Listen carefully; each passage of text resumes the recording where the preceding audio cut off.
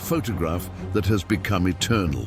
In it, Adolf Hitler stands in front of the Eiffel Tower, accompanied by two men he trusted deeply. The image was taken on June 23, 1940, just days after France was defeated by Nazi Germany. This is not just a wartime photograph, it is a symbol. In just over 6 weeks, one of Europe's most powerful nations had collapsed, something few believed was even possible. France, long seen as a military and cultural giant, was defeated in only 42 days. And in that moment, the world realized that Germany was no longer just a threat. It was an unstoppable war machine. What few people knew, however, was that Paris held a special place in Hitler's imagination. More than a conquered capital, the city represented revenge, humiliation reversed, and personal obsession. How did France fall so quickly? What strategies made this possible? And what did Hitler truly plan for Paris? Today, on Investigating Atlas, we uncover the full story. To understand this moment, we must go back further in time. The rivalry between Germany and France did not begin in World War II. Its roots stretch back to the late 19th century. During the Franco-Prussian War, France suffered a devastating defeat. The German Empire was proclaimed inside the Palace of Versailles, one of France's greatest symbols of national pride. France was forced to surrender valuable territories, including Alsace-Lorraine. The humiliation left deep scars and a burning desire for revenge. That resentment erupted during World War I. When the war ended, it was Germany's turn to suffer humiliation.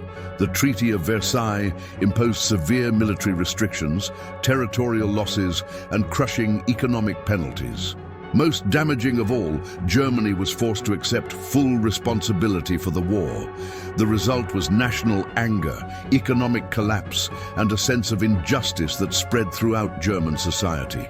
This environment allowed extremist nationalism to flourish.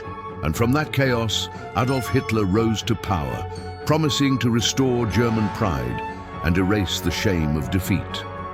For Hitler, conquering France was not just strategic, it was personal. France expected the next war to resemble the last one: trenches, static fronts, slow advances. But Germany had learned from its mistakes. Unable to maintain a massive standing army, German strategists developed a new doctrine: speed, coordination, and surprise. This strategy became known as Blitzkrieg, lightning war. The idea was simple but devastating. Airstrikes would paralyze enemy infrastructure. Armored divisions would punch through weak points at high speed. Motorized infantry would follow, securing territory and preventing recovery. The enemy would have no time to react. Communications collapsed. Supply lines broke.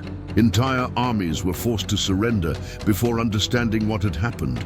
Poland fell within weeks, then Denmark and Norway.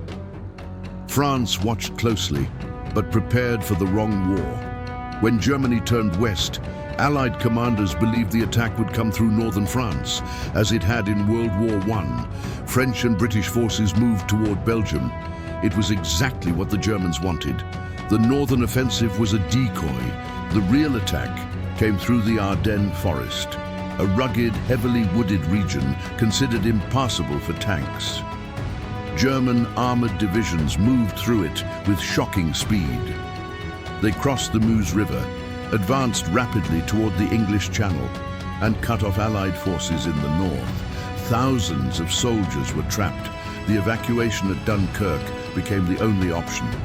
France was defenseless. On June 14, 1940, German troops entered Paris. French leaders faced an impossible choice. They could fight for the capital or sacrifice it to save it. Paris was declared an open city. There would be no battle for its streets. The decision was not military, it was cultural. Paris represented centuries of art, philosophy, literature, and identity. Destroying it would mean destroying the soul of France. The city survived, but its freedom did not. To seal his revenge, Hitler ordered the armistice to be signed in the same railway carriage where Germany had surrendered in 1918. Every detail was deliberate, every position reversed, history rewritten. France was divided. The north and west, including Paris, fell under direct German occupation. The south became the Vichy regime, a French government that collaborated with the Nazis. Propaganda replaced free press.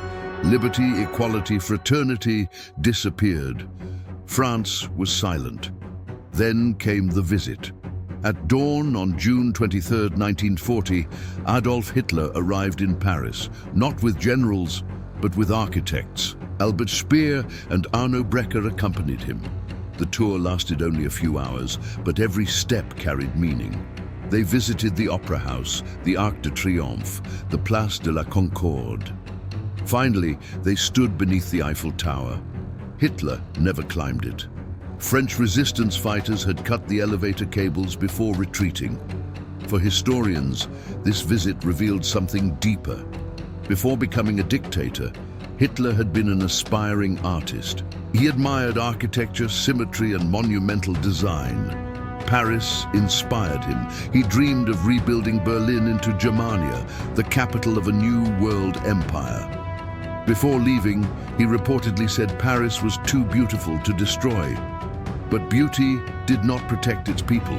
Artists were censored, intellectuals fled, Jewish families were hunted. At the same time, resistance grew in the shadows. Railways were sabotaged, messages were smuggled. Information was passed at great risk.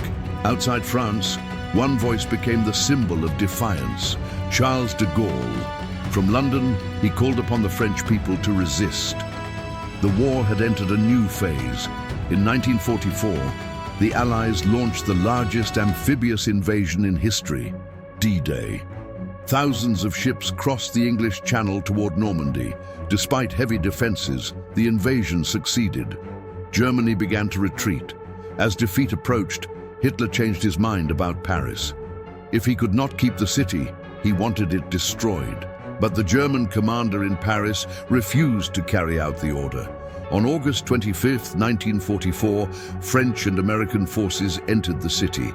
Paris was liberated, intact. Paris survived, and with it, proof that even the most brutal empire cannot erase identity, culture, or resistance. The empire Hitler envisioned collapsed soon after, and that photograph beneath the Eiffel Tower remains a reminder. Power fades. History remembers. Like the video, subscribe to the channel and become a member for exclusive content. On screen now, another video about the fall of Adolf Hitler. Thank you for watching. History never forgets.